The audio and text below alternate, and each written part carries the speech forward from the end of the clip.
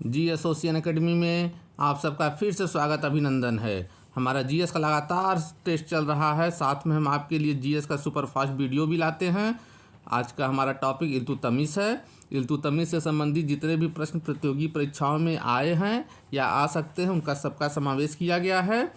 तो देर न करते हुए चलिए स्टार्ट करते हैं इस टॉपिक को। आपसे निवेदन है कि चैनल को सब्सक्राइब कर लें और बेल आइकन को प्रेस कर लें ताकि अगला वीडियो या नोटिफिकेशन आपको मिल सके। हम अपने पहले वीडियो में कुतुबुद्दीन ऐबक के बारे में जाने थे। आज हम इल्तुतमिश के बारे में पढ़ेंगे। इल्तुतमिश का जो कार्यकाल था ये 1210 ईस्वी से लेके 1236 ईस्वी तक था। तो हमारा पहला पॉइंट, बदायूं की इक़्तिदार तथा कुतुबुद्दीन ऐबक का दामाद इल्तुतमिश को गद्दी पर बैठाने में किसने मदद की? तो ये मदद की थी मलिक अली इस्माइल ने इसकी मदद की थी। तो ये जो इल्तुतमिश थे ये बदायूं के इक़्तिदार थे और साथ में ये कुतुबुद्दीन ऐबक के दामाद थे। हमारा अगला फैक्ट, दिल्ली का पहला वैधानिक सुल्तान और संस्थापक जिसने अपने नाम का सिक्का जारी किया तथा खुतबा पढ़ाया कौन था? ये थे आपके इल्तुतमिश, दिल्ली का पहला वैधानिक सुल्तान और जिसने अपने नाम का खुतबा भी जारी किया और सिक्का भी जारी किया। ये कौन था? इल्तुतमिश। अगला फैक्ट, इल्तुतमिश को कुतुबुद्दीन ऐबक ने दिल्ली में कितने लाख जीतल में ख़रीदा था? जीतल जो है तांबे के सिक्के को जीतल कहा जाता था। 1 लाख जीतल में कुतुबुद्दीन ऐबक ने इल्तुतमिश को ख़रीदा था दिल्ली में। हमारा अगला फैक्ट, कुतुबुद्दीन ऐबक ने इल्तुतमिश को सबसे पहले कौन सा पद दिया था? तो सबसे पहले सर ए जादार का पद इल्तुतमिश को मिला था कुतुबुद्दीन ऐबक के द्वारा। हमारा अगला फैक्ट, दिल्ली सल्तनत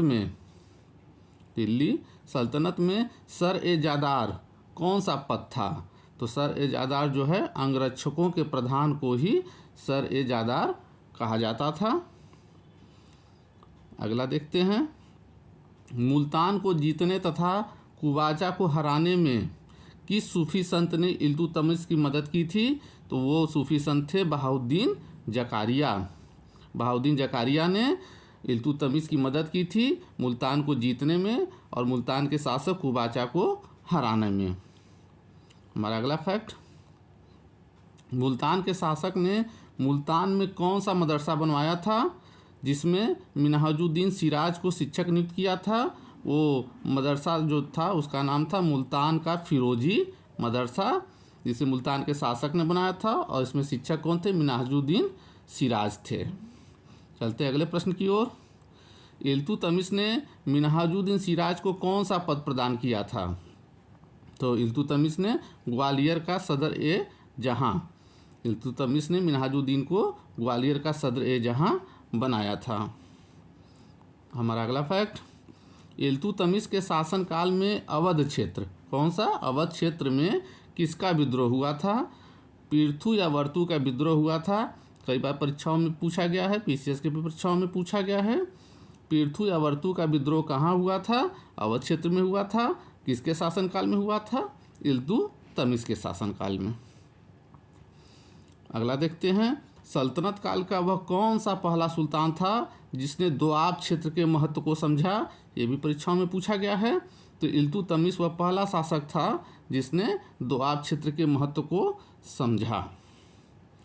हमारा अगला देखिए, इल्तुतमिश ने अपने सल्तनत को सही ढंग से चलाने के लिए किसका गठन किया था? जो योग्य तुर्क सरदारों का एक दल का संगठन था। तो इसने किया था तुर्क ए चहलगानी। तो तुर्क ए चहलगानी का गठन जो है इल्तुतमिश ने किया था। क्या था ये तुर्क ए चहलगानी? ये 40 सरदारों का जो है एक दल था और वो सरदार कौन थे? तुर्क सरदार थे। तो उसको याद रखे रहिएगा। हमारा अगला फैक्ट है, इल्तुतमिश को मोहम्मद गोरी ने दास्ता से मुक्ति 1205 ईस्वी में किससे मुकाबला करते समय दिया था? तो खोखरों से मुकाबला करते हुए मोहम्मद गोरी ने इल्तुतमिश को 1205 ईस्वी में दास्ता से मुक्त कर दिया था। हमारा अगला फैक्ट, बगदाद के खलीफा कौन थे? अल मुंतसिर बिल्लाह ने इल्तुतमिश को कौन सी उपाधि दी थी? तो इन्होंने सुल्तान की उपाधि दी थी। कहाँ के खलीफा थे? बगदाद के खलीफा थे। इन्होंने इल्तुतमिश को सुल्तान की उपाधि दी थी। अगला फैक्ट, किसने कहा था इल्तुतमिश के शासनकाल में रात में जंजीर खींचकर न्याय तथा दिन में लाल कपड़ा पहनकर न्याय मिलता था? इसको कहा था इब्न बतूता ने इस बात को बताया था कि इल्तुतमिश का शासनकाल जंजीर खींचकर दिन में और लाल कपड़ा पहनकर जंजीर खींचकर रात में और लाल कपड़ा पहनकर दिन में न्याय मिलता है इल्तुतमिश के शासनकाल या दरबार में। अगला फैक्ट इम्पॉर्टेंट, इल्तुतमिश के शासनकाल में कुछ प्रमुख विभाग निम्न थे। हस्म कल्ब, हस्म अथरफ, सरदार ए कल्ब होगा और सुल्तानी ए कल्ब। क्या थे?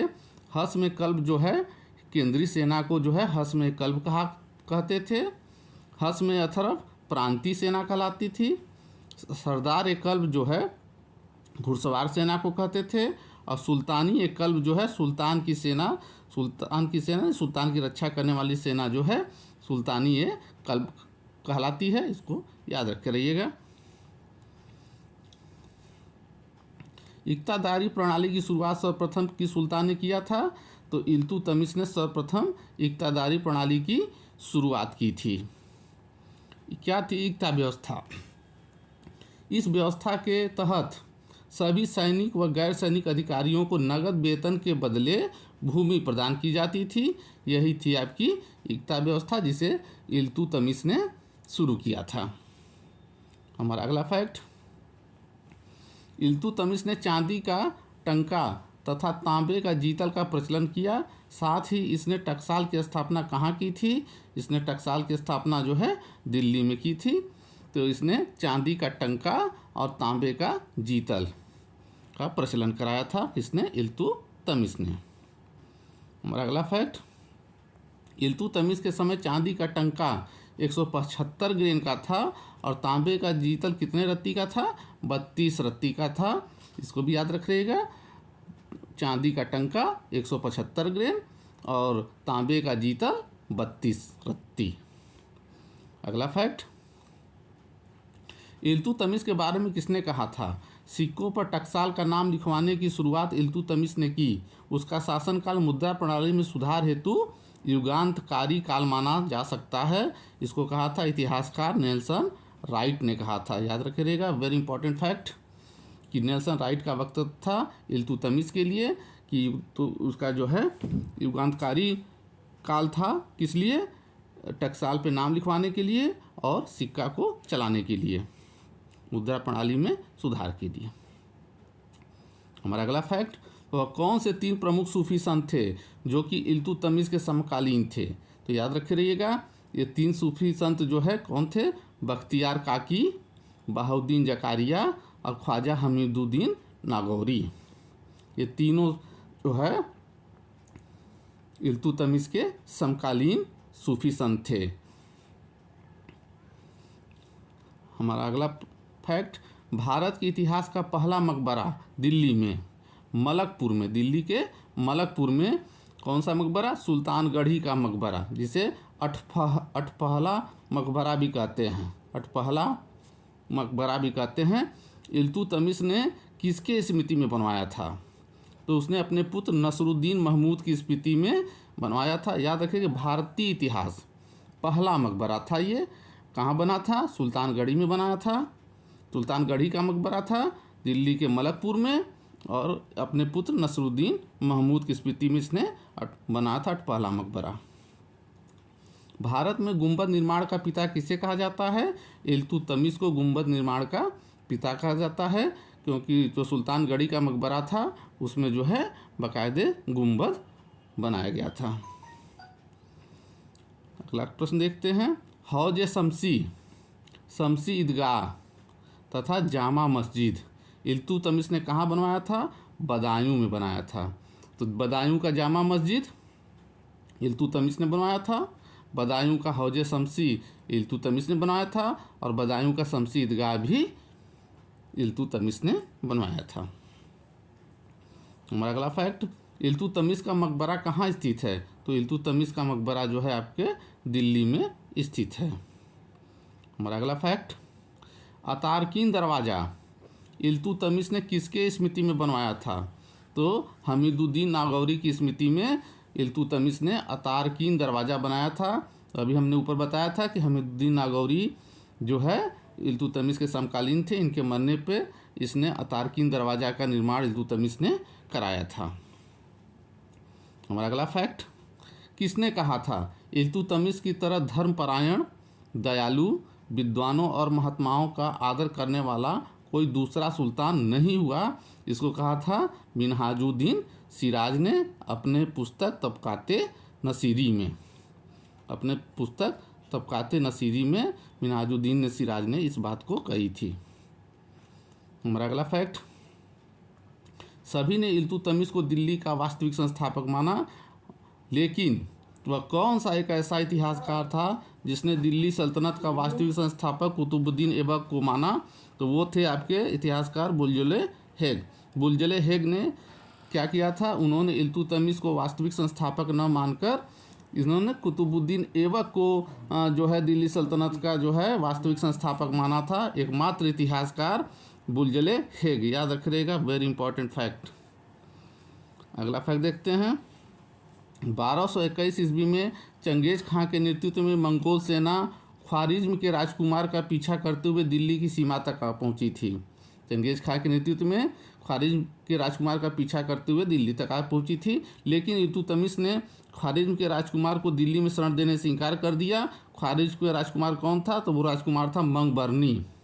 मंगबरनी को उसने दिल्ली में शरण नहीं दिया, इसलिए जो है मंगबरनी जो है मंगोलों का आक्रमण से एक बार इल्तुतमिश ने दिल्ली को बचा लिया था। इसी के साथ हमारा ये फैक्ट वीडियो समाप्त होता है। अगले वीडियो पे हम आपसे फिर मिलते हैं। तब तक के लिए आपका जो है धन्यवाद है, शुक्रिया है।